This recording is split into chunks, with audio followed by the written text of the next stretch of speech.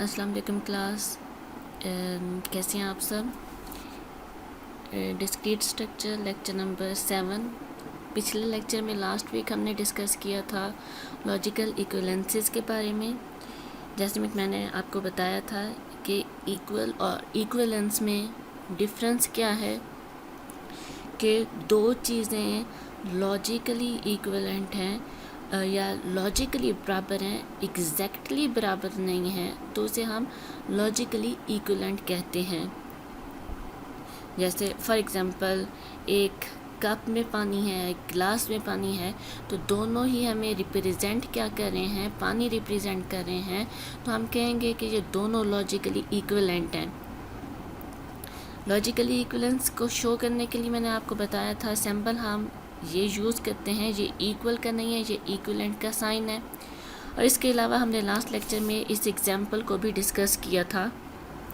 आज के लेक्चर में भी हम कुछ एग्जाम्पल्स को ही डिस्कस करेंगे जो रिप्रेजेंट करेगा लॉजिकल इक्विवेलेंसेस को।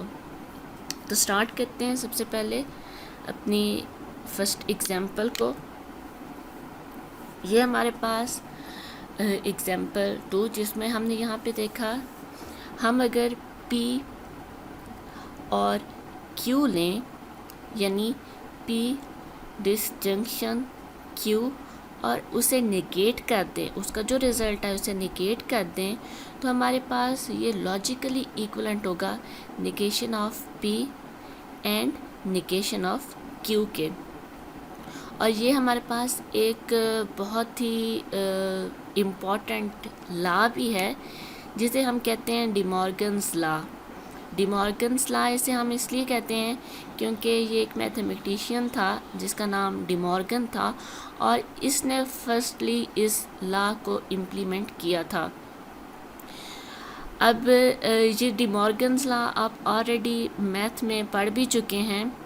वहाँ पे इसकी थोड़ी सी जो हमारे पास वर्डिंग होती है वो थोड़ी सी चेंज थी। उसमें हम यूनियन और इंटरसेक्शंस को यूज़ करते थे और इंशाल्लाह मैं आपको कल के लेक्चर में लॉज पढ़ाऊँगी तो उसमें मैं आपको फर्दर डिस्क्राइब भी कर दूँगी कि आपने कौन सा लॉ डिमॉर्गन का पढ़ा हुआ था और किस तरह से हमने उस लॉ को इसमें चेंज किया है। अच्छा, इस एग्जांपल में हमने यहाँ पे देखा कि हम यहाँ पे हमें कितने वेरिएबल्स चाहिए, 2 वेरिएबल्स P और Q। ये याद रखना है, जब हमें एक वेरिएबल चाहिए होता है तो हमारे पास नंबर ऑफ़ रोज़ 2 बनती हैं। जब हमें 2 वेरिएबल चाहिए होते हैं तो नंबर ऑफ़ रोज़ 4 बनती हैं। और जब हमें 3 वेरिएबल चाहिए होंगे तो नंबर ऑफ़ रोज़ हमारे पास 8 बनेगी। ये कैसे पता चलेगा? सिंपली है, आपके पास जितने फॉर एग्ज़ाम्पल आपके पास एक ही वेरिएबल है तो आपने 2 पावर 1 लेना है। आंसर क्या आएगा? 2, यानी 2 रोज़ बनेगी। आपके पास 2 वेरिएबल हैं तो अब आप 2 की पावर क्या लेंगे? 2 पावर 2 लेने से आपके पास क्या आंसर आएगा? 4, यानी 2 वेरिएबल पे कितनी रोज़ बनेंगी? 4। 3 वेरिएबल हो जाएं तो 2 की पावर क्या लेंगे आप? 3। 2 पावर 3 लेने पे आपके पास आंसर आएगा 8। सही है। तो इस तरह से हमारे पास क्या होगा कि ये नंबर ऑफ़ रोज़ उस तरह से एक्सटेंड करती जाएंगी जैसे जैसे हमारे पास वेरिएबल्स एक्सटेंड करते हैं। इसमें हमें 2 वेरिएबल्स चाहिए P और Q की वैल्यूज़ आपको पहले से पता है, हम इनकी वैल्यूज़ ट्रू और ट्रू फॉल्स लेते हैं। अब हमने यहाँ पे अगर आप देखें तो जैसे मैंने आपको पहले बताया था कि हम स्टेप बाय स्टेप चलते हैं। इस लाइन में हम सबसे पहले देखेंगे निगेशंस यूज़ हो रही हैं, तो हम पहले अपनी निगेशंस को यहीं पे कवर कर लेते हैं। अच्छा, लास्ट मैंने जो असाइनमेंट दी थी तो उसमें कुछ स्टूडेंट ने क्या किया है, ये ना टेबल्स अलग अलग बना दिए हैं।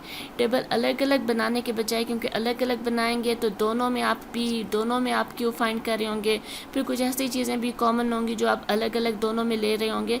तो ज़्यादा मुनासिब, ज़्यादा बेहतर क्या है कि आप अपने जो टेबल है उसे एक ही रखें, एक सिंगल टेबल में ही आप दोनों की वैल्यूज़ को लें और उनमें दोनों में ही उस एक ही टेबल में दोनों की ही साइड्स को रिप्रेजेंट कर दें। जैसे मैंने यहाँ पे एक ही टेबल लिया है और उस एक ही टेबल में मुझे जो जो चीज़ें रिक्वायर्ड थी उन सब को मैंने लिख लिया पी और क्यू पहले आ गए, फिर हमने निगेशन ऑफ पी ले लिया, निगेशन ऑफ क्यू ले लिया, इसके अलावा हमें पी एंड क्यू चाहिए, मैंने वो ले लिया, उसकी निगेशन चाहिए, मैंने वो ले ली, और फिर इन निगेशंस को हमने इनके ऊपर एंड ऑपरेटर को यूज़ करना है तो मैंने वो ले लिया।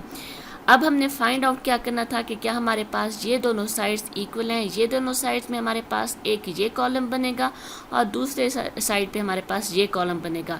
लॉजिकली इन दोनों की वैल्यूज सेम होनी चाहिए, यानी कि जहाँ पे ये ट्रू हो वहाँ पे इसकी वैल्यू भी ट्रू हो, और जहाँ पे ये फॉल्स हो तो इसकी वैल्यू भी वहीं पे फॉल्स होनी चाहिए। तो ये हमारे पास अगर इस तरह से दोनों के कॉलम्स में हमारे पास वैल्यूज़ आएंगी तो हम कह सकते हैं कि ये दोनों लॉजिकली इक्वल हैं। यहाँ पे हमने निगेशन ऑफ पी लिया, निगेशन ऑफ क्यू लिया, सिंपल पी और क्यू लिया, फिर उसे निगेट किया, तो हमारे पास एट दी एंड जो वैल्यूज़ बनी आप यहाँ पे देखें तो ये एफ़, तो यहाँ पे भी एफ आ रहा है, दोनों फॉल्स हैं, ये फॉल्स ये भी फॉल्स, इधर भी फॉल्स, ये ट्रू तो ये भी ट्रू, यानी कि जहाँ पे इसकी जो वैल्यू है एग्जैक्टली वही वैल्यू हमारे पास इसके कॉलम में भी शो हो रही है। तो हम कह सकते हैं yes they both are logically equivalent. जब इनकी वैल्यूज़ एग्जैक्टली एक दूसरे की इक्वल आती हैं तो हम कह सकते हैं कि ये एक दूसरे के इक्वल हैं। अब यहाँ पे हमारे पास एक और मैंने एग्जांपल लिया, एग्जांपल हमारे पास है एग्जांपल 3।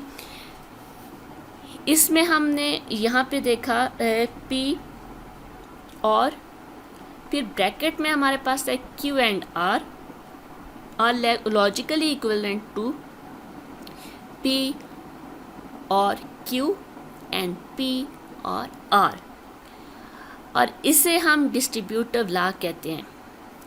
डिस्ट्रीब्यूटिव लॉ जैसे मैंने आपको पहले बताया, लॉज को इंशाल्लाह कल के लेक्चर में फर्दर हम स्टडी भी करेंगे।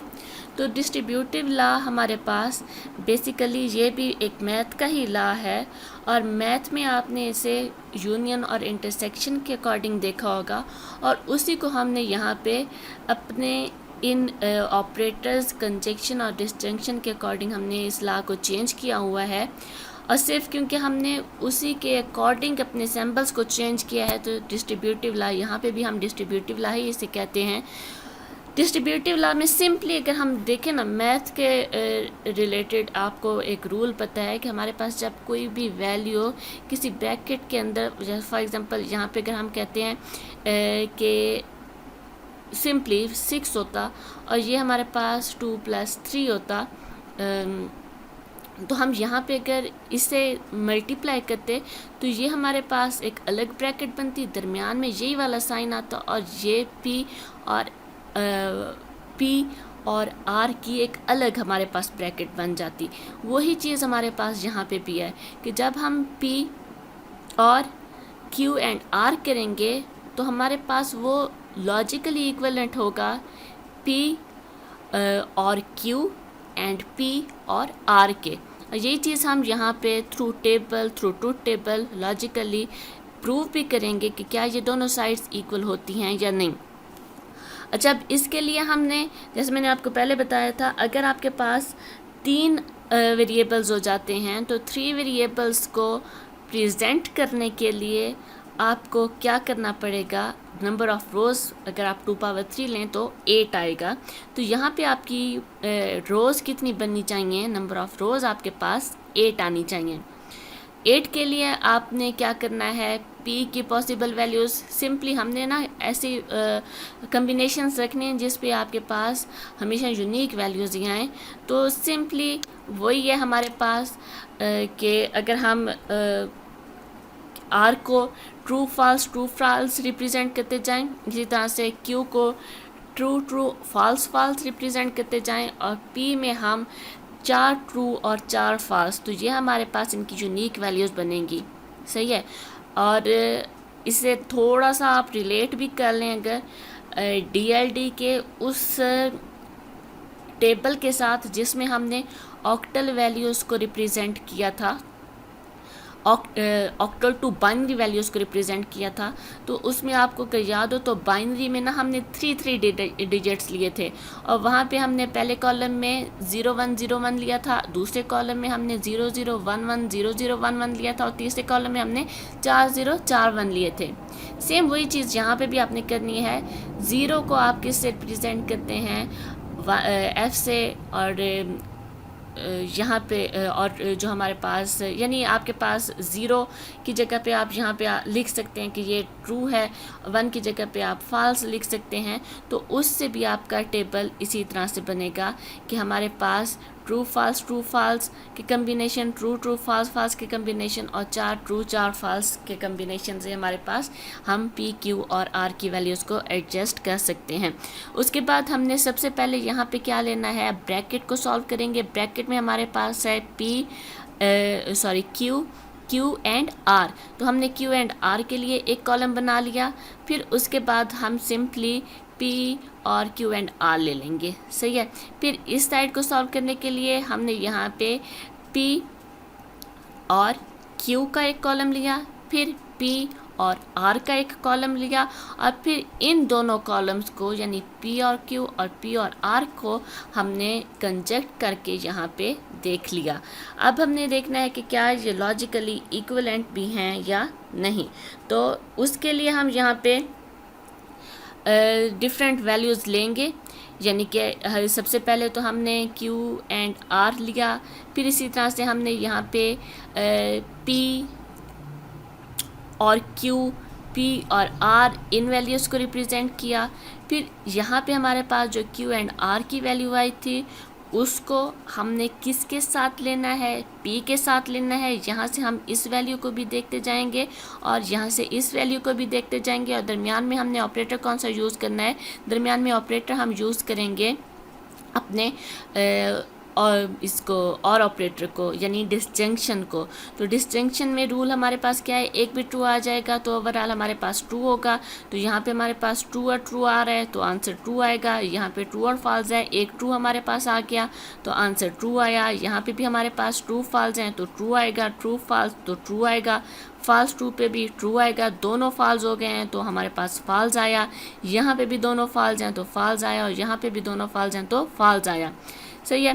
फिर इसी तरह से हमने पी और क्यू लिया और पी और आर लिया, और इन दोनों पे हमने अब क्या करना है, एंड को अप्लाई करना है। एंड में हमारे पास रूल क्या है कि एक भी फॉल्स आएगा तो आंसर फॉल्स आएगा, लेकिन यहाँ पे दोनों ट्रू हैं, आंसर ट्रू आया, दोनों ट्रू हैं, ट्रू आया, यहाँ पे भी ट्रू हैं, ट्रू आया, यहाँ तक हमारे पास ट्रू आएंगे। यहाँ पे एक फॉल्स आया तो आंसर हमारे पास फॉल्स आया, ये फॉल्स की वजह से आंसर फॉल्स आया, और दोनों फॉल्स की वजह से आंसर फॉल्स आया। तो लॉजिकली अगर हम इस कॉलम को और इस कॉलम को देखें तो ये हमारे पास एग्जैक्टली इक्वल नहीं है। ऐसा नहीं है कि हमारे पास ये हमारे पास सेम 1 to 1 इक्वेशंस हैं और ये इक्वल हैं, ये इक्वल नहीं है, लेकिन ये इक्विवेलेंट है। इक्विवेलेंट क्यों? क्योंकि ये हमें एक जैसी वैल्यूज़ रिप्रेजेंट कर रही हैं। जहाँ पे ट्रू है तो वहाँ पे इसका भी ट्रू है, एक जैसी वैल्यूज़ रिप्रेजेंट कर रहे हैं, इसलिए हम कहते हैं कि दे आर लॉजिकली इक्विवेलेंट। इसी तरह से यहाँ पे मैंने एक और एग्जांपल ली है।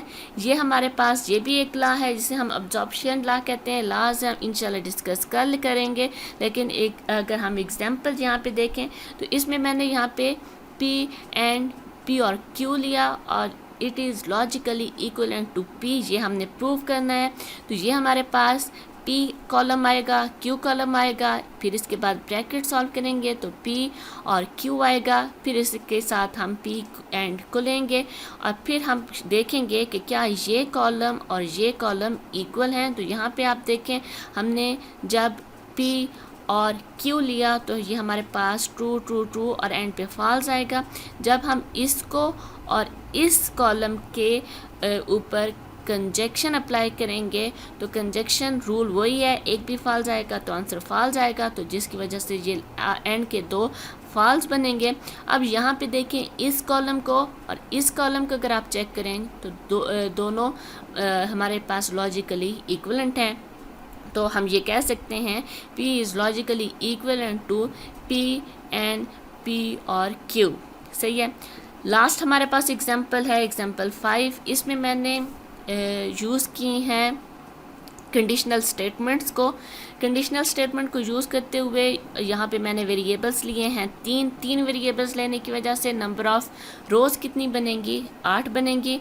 फिर इसके अंदर नंबर ऑफ़ रोज़ 8 बनने के बाद पहले हम P, Q और R इन 3 कॉलम्स को लेंगे।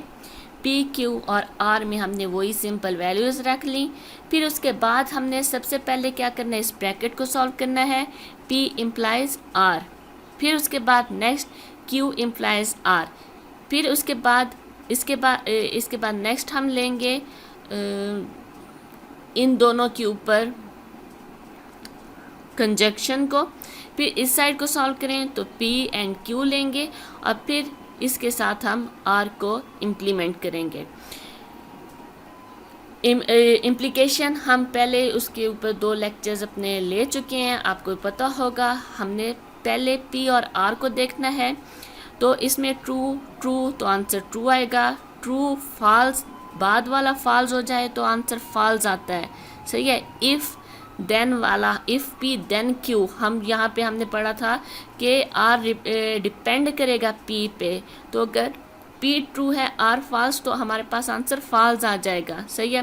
फिर यहाँ पे P ट्रू R ट्रू तो भी हमारे पास आंसर ट्रू। फिर यहाँ पे वही चीज़ आ गई, P ट्रू है लेकिन R फॉल्स हो गया है तो ये फॉल्स आएगा। फिर हमारे पास P फॉल्स तो R ट्रू, इससे कुछ नहीं होगा, ये हमारे पास ट्रू ही आएगा। दोनों फॉल्स तो भी ट्रू आएगा। फिर हमारे पास ये ट्रू आ रहा है तो भी ट्रू आएगा, दोनों फॉल्स तो भी ट्रू आएगा। इसी तरह से Q इम्प्लीमेंट R भी हमने देखना है, सेम वही रूल है। अब हम यहाँ पे Q और R की टर्म्स को देखेंगे। Q ट्रू R ट्रू, हमारे पास आंसर ट्रू आएगा। ये हमारे पास R फॉल्स आ गया तो आंसर फॉल्स आएगा। फिर ये हमारे पास ट्रू है तो ट्रू आएगा, दोनों फॉल्स हैं तो ट्रू आएगा। इस तरह से आपने इस कॉलम को भी पूरे को चेक कर लेना है। फिर इन दोनों कॉलम्स पे आपने क्या करना है, कौन सा ऑपरेटर यूज़ करना है, कंजक्शन यानी कि एंड ऑपरेटर को यूज़ करना है। एंड ऑपरेटर में एक भी फॉल्स हो तो आंसर क्या आता है, फॉल्स आता है। उसके अकॉर्डिंग हमने यहाँ पे चेक किया तो ये कॉलम बनेगा। उसके बाद हमने सिंपली P एंड Q लेना है, सॉरी P और Q लेना है, P डिस्टिंक्शन Q लेना है।